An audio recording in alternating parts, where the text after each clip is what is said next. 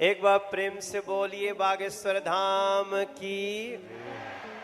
दोस्तों, बागेश्वर धाम सरकार जी इन दिनों कुछ ज्यादा ही चर्चाओं में है और YouTube, फेसबुक समेत कई सोशल मीडिया प्लेटफॉर्म्स पर ये छाए हुए हैं क्योंकि इनके अंदर जो खासियत है वो किसी चमत्कार से कम नहीं है।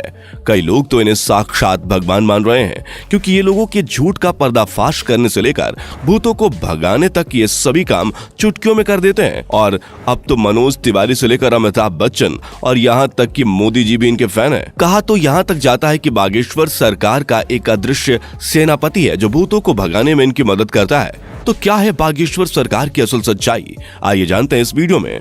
दोस्तों, यूं तो हमारे देश में कई बाबा आए और कई गए, कई सारे लोगों ने उनके आश्रम में माथे टेके, यहाँ तक कि बड़े बड़े फिल्मी सितारों ने भी इनके दरबार में अपनी हाजिरी लगाई। लेकिन इस समय जो प्रसिद्धि बागेश्वर महाराज जी को मिल रही है वो आज तक किसी को नहीं मिली है। लंबे लंबे बालों वाले, माथे पर चंदन और अक्सर सर पर पगड़ी बांधे नजर आने वाले बागेश्वर धाम सरकार जी की बात ही कुछ और है। और इस चीज का सबसे बड़ा सबूत बड़े बड़े फिल्मी सितारों का इनके दरबार में आके इनके प्रवचन और गीत सुनना है। फिर चाहे मोदी सरकार के सबसे दिग्गज नेता मनोज तिवारी हो या फिर साउथ इंडियन फिल्म इंडस्ट्री के सुपरस्टार सुमन तलवार, जिन्होंने बागेश्वर धाम आकर बाबा के नाम पर ठुमके भी लगाए और हाथ जोड़कर नमस्कार भी किया। अभी हाल ही में सदी के महानायक अमिताभ बच्चन जी की एक वीडियो बहुत ज्यादा वायरल हो रही है जिसमें वो बैठकर बाबा के कीर्तन का आनंद ले रहे हैं। लेकिन दोस्तों, ये एक रात का चमत्कार नहीं है बल्कि इसके पीछे एक ऐसे बच्चे की कहानी छुपी हुई है जिसके संघर्ष के बारे में जानकर आपके भी होश उड़ जाएंगे। हजारों की संख्या में लोग अपनी मनोकामनाओं को पूरा करवाने और अपनी तकलीफों को दूर भगाने के लिए बागेश्वर धाम दर्शन के लिए पहुंच जाते हैं और ये सब कुछ मुमकिन हो पाया है बागेश्वर धाम जी के चमत्कारों की वजह से। कहा जाता है कि स्वयं हनुमान जी की कृपा बागेश्वर बाबा के ऊपर बनी हुई है और उन्हीं की असीम शक्तियां हैं जिनकी सहायता से बागेश्वर धाम सरकार किसी के भी मन की बात को जान लेते हैं और उसके बताने से पहले ही कागज पर उसकी समस्याएं लिख देते हैं, जिसके कई सारे प्रमाण आपने इनके वायरल वीडियोस में देखे ही होंगे। स्टेज पर आकर जब कोई अपनी परेशानी बताता है तो बागेश्वर महाराज उसे पहले से ही लिखे हुए पर्चे को पढ़ने के लिए कहते हैं, जिसे देखकर भक्तगण पूरी तरह से आश्चर्यचकित रह जाते हैं क्योंकि उन्होंने अभी तक अपनी दुखों को और परेशानी को बाबा को बताया भी नहीं था। उससे पहले ही उनके बारे में बाबा पर्चे पर लिख चुके थे, जिसके बाद बाबा सभी के सामने परेशानियों का हल बताते हैं और भक्तों को ये विश्वास दिलाते हैं कि उनकी परेशानियां दूर हो जाएंगी। लेकिन दोस्तों, आपको बता दें कि बागेश्वर धाम काफी सख्त मिजाज के भी हैं क्योंकि अगर कोई इनके सामने झूठ बोलता है या फिर गलत नीयत के साथ अपनी इच्छाएं लेकर पहुंचता है तो ये उसकी पोल खोलने में भी कोई कसर नहीं छोड़ते। लेकिन ज्यादातर इनके पास परेशान लोग ही आते हैं। इनमें से कुछ लोग वो होते हैं जिनके ऊपर किसी भूत प्रेत का साया होता है, लेकिन बाबा के सामने आते ही वो भूत प्रेत का साया भी चुटकियों में भाग जाता है क्योंकि इनके ऊपर हनुमान जी की असीम कृपा है। वो कहते हैं ना कि भूत पिचास निकट नहीं आवे, महावीर जब नाम सुनावे। दोस्तों, हनुमान जी के परम भक्त बागेश्वर सरकार जी का असली नाम पंडित धीरेन्द्र कृष्ण शास्त्री है, लेकिन लोग इन्हें बागेश्वर धाम महाराज और बागेश्वर सरकार के नाम से जानते हैं। पंडित धीरेन्द्र कृष्ण शास्त्री जी का जन्म 4 जुलाई 1996 को मध्य प्रदेश के छतरपुर जिले के छोटे से गांव गढ़ा में हुआ था। ये एक बहुत ही गरीब पंडित परिवार से ताल्लुक रखते हैं। बागेश्वर सरकार ने अपने एक इंटरव्यू के दौरान बताया था कि जब वो मात्र 9 साल के थे तब उनका मन बालाजी महाराज की सेवा में लग गया था। इन्हें हनुमान जी की भक्ति और उनके प्रेम के सिवा कुछ भी नजर नहीं आता था।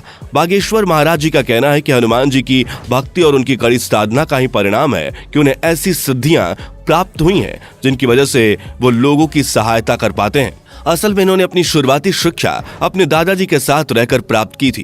कहा जाता है कि इनके दादाजी भी अपने समय के बहुत बड़े विद्वान शास्त्री हुआ करते थे और उन्हें भी दिव्य शक्तियां प्राप्त थीं। इनके दादाजी भी दिव्य दरबार लगाकर लोगों की समस्याओं का हल करते थे। तभी से इन्होंने अपने दादाजी को अपना गुरु मान लिया और उनसे ही सारी चीजें सीखने लगे। दादाजी के साथ रहकर इन्होंने रामायण, महाभारत और गीता जैसे धार्मिक ग्रंथों का अध्ययन किया। लेकिन अगर इनकी प्रारंभिक शिक्षा की बात की जाए तो बागेश्वर सरकार ने अपने गांव से ही 8वीं तक पढ़ाई की। और फिर उसके बाद अपनी आगे की पढ़ाई पूरी करने के लिए वो गांव से करीब 6 किलोमीटर दूर जाया करते थे, क्योंकि गांव में हाई स्कूल नहीं था। इसी तरह इन्होंने 12वीं की परीक्षा दी और 12वीं पास करने के बाद इन्होंने बैचलर ऑफ आर्ट्स में अपना ग्रेजुएशन भी पूरा किया। यानी कि हनुमान जी की असीम कृपा के साथ साथ बागेश्वर सरकार के पास डिग्रियां भी हैं। बता दें कि अपने ग्रेजुएशन के दिनों से ही धीरेन्द्र कृष्ण अपने दादाजी की तरह बालाजी महाराज की सेवा करने लग गए थे। इनके घर के पास बालाजी यानी कि हनुमान जी का एक प्राचीन मंदिर भी है, जहां पहले इनके दादाजी दरबार लगाया करते थे, लेकिन उनकी मृत्यु के बाद दरबार कई सालों तक खाली रहने लगा। लेकिन धीरेन्द्र कृष्ण शास्त्री ने हनुमान जी की सेवा करनी नहीं छोड़ी और वो लगातार बालाजी के नाम का ध्यान करने लगे। लंबे समय तक ध्यान में लीन रहने के बाद इनके ऊपर बालाजी और उनके स्वर्गीय दादाजी ने अपनी कृपा दिखाई और अचानक से ही उन्हें असीम शक्तियों का एहसास होने लगा। उन्हें महसूस हो रहा था कि वो लोगों के मन की बातों को समझ सकते हैं, वे क्या चाहते हैं, उनके दिमाग में क्या चल रहा है। ये सारी बातें वे बिना कुछ कहे ही समझ जाते थे और उनका निवारण भी बताते थे। अपनी इन शक्तियों का इस्तेमाल करके इन्होंने लोगों के कष्टों को दूर करना शुरू कर दिया। लोग जब इनके पास अपनी समस्या लेकर आते थे तो ये पहले से ही उनके मन की बात समझकर उन्हें समस्या का समाधान बता देते थे।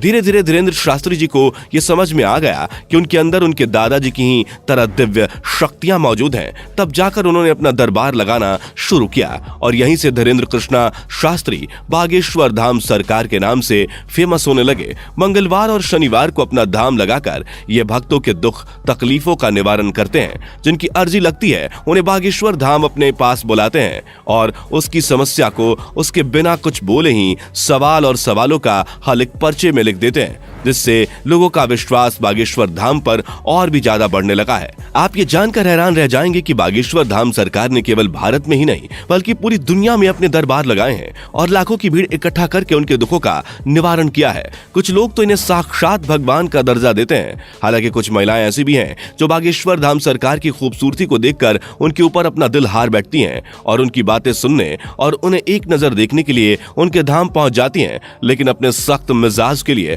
मशहूर बागेश्वर महाराज जी का ध्यान इस तरह की चीजों पर बिल्कुल भी नहीं जाता। वैसे दोस्तों, हमारे देश में जहां बाबाओं और तांत्रिकों की छवि इतनी ज्यादा खराब हो गई है, जिनमें से आधे से ज्यादा तो जेल की हवा खा रहे हैं, जैसे ही जनता किसी बाबा पर अपना विश्वास दिखाती है वैसे ही उसके काले कारनामों का चिट्ठा खुलने लगता है, जिस वजह से लोग अब इन चीजों पर विश्वास करने से घबराने लगे हैं। इस माहौल में अगर कोई 26 वर्षीय शख्स अपनी दिव्य शक्तियों से लोगों को हैरान कर दे तो दुनिया के मन में सवाल तो उठेंगे ही, और इन्हीं सवालों का जवाब ढूंढने के लिए कई मीडिया कर्मी भी बाबा के दरबार में चोरी चुपके जा चुके हैं ताकि वो बागेश्वर धाम की सच्चाई जान सकें। लेकिन इतने सारे स्टिंग ऑपरेशंस के बाद भी कोई जान नहीं पाया कि आखिर कैसे बागेश्वर महाराज लोगों के मन की बात जान लेते हैं, क्योंकि कई सारे जो नए लोग दरबार में आए होते हैं उनकी अर्जी लग जाती है और जब वो बाबा के सामने जाते हैं तो उनके मन की सारी बातें बाबा पहले से ही लिख चुके होते हैं। इस तरह की चीजें देखकर मीडिया कर्मियों के भी होश उड़ गए